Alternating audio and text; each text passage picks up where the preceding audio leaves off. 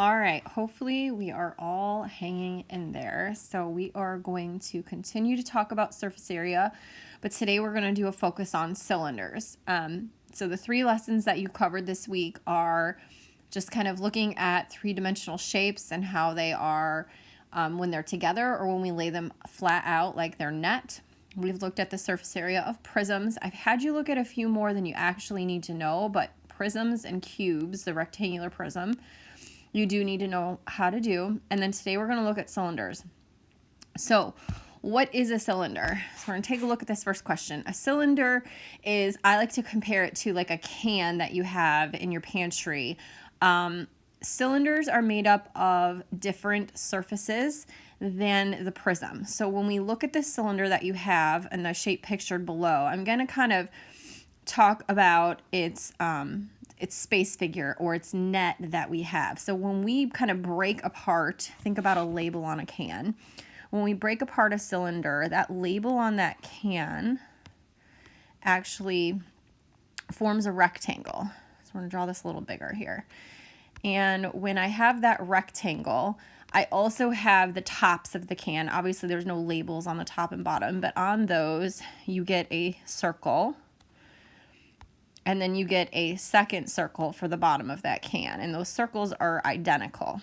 So when we're thinking about finding the surface area, let's focus first on the circles. So we know how to find area of one circle. So when we talk about a type of formula for this, we can say the area of the circles. So this circle, I'm going to kind of bring these over here. And that circle area equals pi r squared h. Or not h, I'm sorry. That's for the next part. Pi r squared. But we have 2 of them. So when we're talking about surface area of a cylinder, we're actually going to modify that formula so that it's 2 pi r squared. And that's really important to remember. This represents the 2 circles that you have in top and bottom of that cylinder.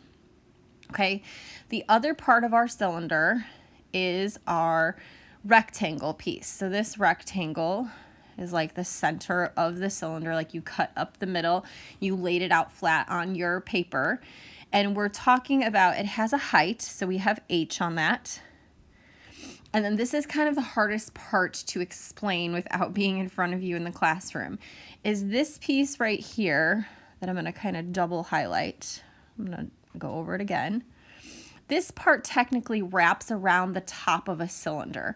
So if you were to take out a can in your pantry and you cut the label off, you would see that rectangular label when it's laid flat. If you wrap it back around your can, that top of the label actually goes around the circular part of your cylinder. And so therefore it makes this a little bit tricky. We call this pi times the radius going across. And then there's obviously 2 of them because you have the top and then you have the bottom. So the rectangular area of a cylinder is actually area equals 2 pi r h. And that represents the inside area of that rectangle. So when I put that all together, how do I find the surface area of a cylinder? Well, we find it using this formula. Area equals 2 pi rh for the rectangle plus 2 pi r squared for the 2 circles on that cylinder. So what is the shape picture below? It's a cylinder. What's its space figure? Well, it's a cylinder. Draw the net. We're just going to take a look. I drew the net kind of up top there to give me some more space. So that's the net of a cylinder. It's a 1 rectangle and 2 circles on top and bottom. And then we're going to go ahead and we're going to find the surface area of that cylinder listed there. So we can see that its height is 9 and its radius is 7. So we're going to use the formula that I put right there. Kind of tap on purple. So I have 2 times fill in 3.14 for pi. I'll be honest, I need to move this over because this formula takes up some amount of space. And then I have the radius times the height. So the radius is 7 and the height is 9. And that takes care of that rectangle. Then I have to add together 2 times pi, 3.14, and the radius is 7 squared. Once you get all those numbers filled in, it's actually pretty easy, except for you have to be careful with your order of operations on the second part because of the squared. So when we're talking about this piece right here, you are literally typing in your calculator 2 times 3.14 times 7 times 9 equals 395.64 plus, and then we're going to do the back half of this with the 2 circles. So the first thing you need to do is you need to do 7 squared and get 49. So in your calculator, you're going to type 2 times 3.14 times 49, 307.72. And then you're going to add those two numbers together, 395.64 plus 307.72. So you have a surface area, or SA, of 703.36. And this was labeled centimeters. We're doing area, so squared. And that is your final answer for that specific cylinder. All right, let's take a look down here at the bottom. Do a few more examples. I'm actually going to fill in that formula once again. So let's write it out together. Surface area equals 2 pi RH plus 2 pi r squared. So they're very similar. Something to notice is they both start with 2 pi r, and then you're going to put an h on the first half and a squared on the second. So if we're looking at this first cylinder, don't go ahead and not write this formula every time. It becomes a little redundant, at least when we're doing this many problems in a row. 2 times 3.14. The radius here is 2. The height here is 6 plus 2 times 3.14. And the radius is 2, so we're going to square it. Let's do that math together. So in our calculators, we're pressing 2 times 3.14 times 2 times 6 and getting 75.36 plus, remember to square that second 2, so that's really a 4. 2 times 3.14 times 4 is 25.12. And then we're going to add those 2 decimals together and get a total surface area of 100.48 meters squared. All right, let's take a look at this next cylinder. It's kind of laying flat on its side. Now, what are we going to be careful about in this one? Well, you can see here that this 4 is the diameter and we need the radius. So you might want to make yourself a note. Okay, well, half of the diameter is the radius, so that's 2. We do have the height at 3. And now we're going to fill in our formula. 2 times 3.14 times the radius, be careful, that's 2, times the height, 3, plus 2 times 3.14 and a radius of 2 squared. You're going to notice very quickly for that second part, if you look at our first example here in these block of 4, that second part, the circles are exactly the same. So if you want to carry that over, that's 25.12. We do need to figure out the first part. So 2 times 3.14 times 2 times 3, 37.68. Add that 25.12 to it. Get a surface area of 62.8 meters. Oops, that's not meters, is it? Inches squared. Let's do one more and then we'll go over to the word problem. I'm going to zoom in a little on this. So using that formula that you have here up at the top, doesn't look like we need to take a diameter into a radius. They give us the height and the diameter, or the radius, really nicely, 2 and 8. So 2 times 3.14 times, we need the radius, 2, and the height, 8, plus 2 times 3.14.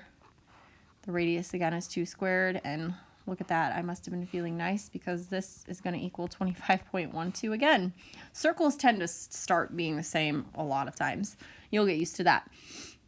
All right, we have 2 times 3.14 times 2 times 8, which gives us 100.48.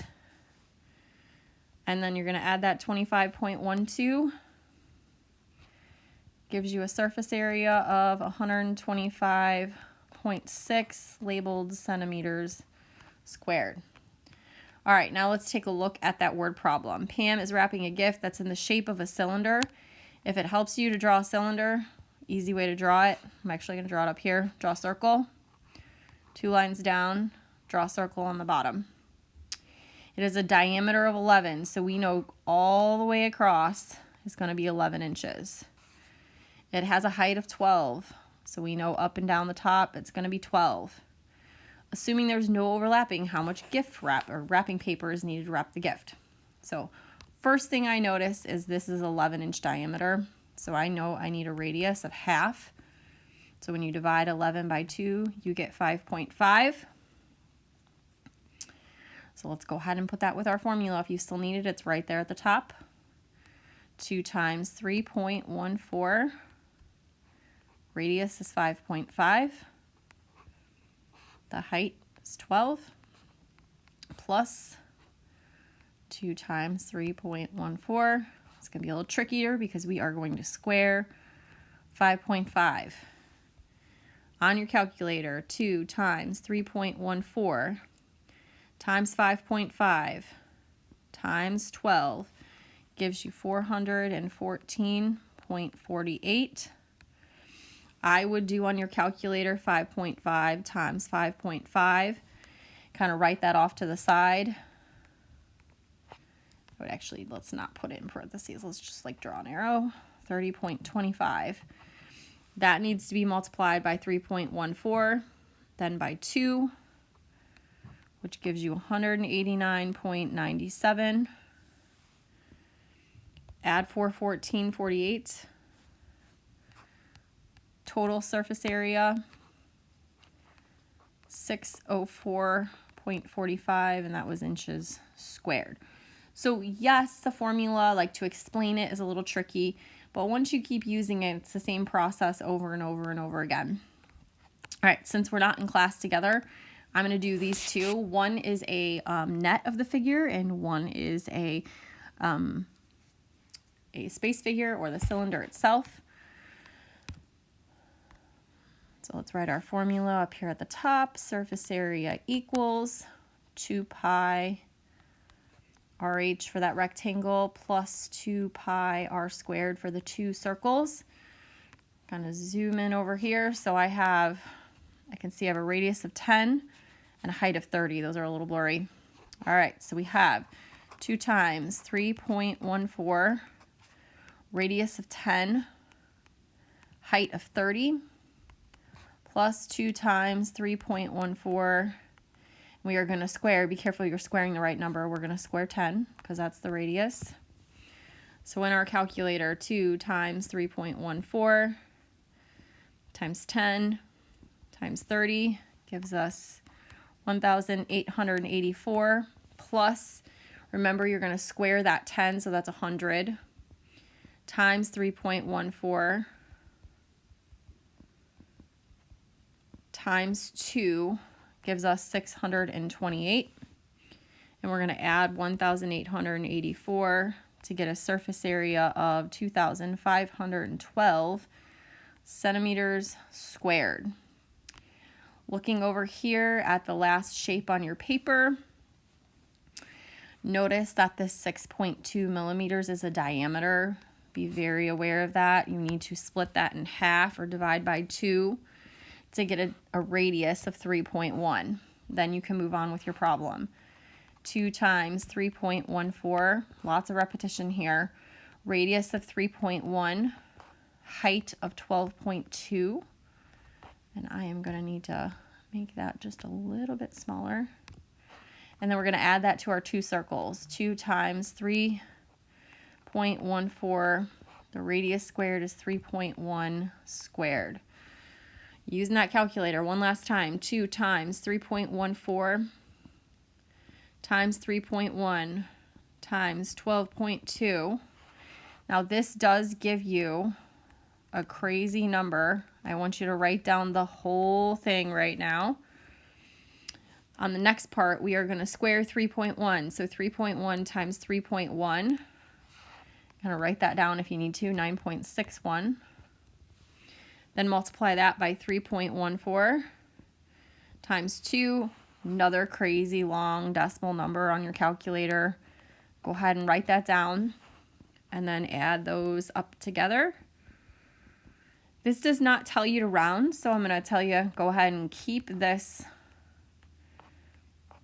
how you see it. Most likely we should have just said round to the tenths, round to the hundredths, but since we're just taking notes and practicing, you can leave it alone. Make sure if there's any rounding rules in your check, you follow those along. I am going to host a Zoom call, so if you need to get on and talk about any of the 3 lessons you did this week, you're going to hop on. You'll see that on your Canvas page for today. Hope everyone's doing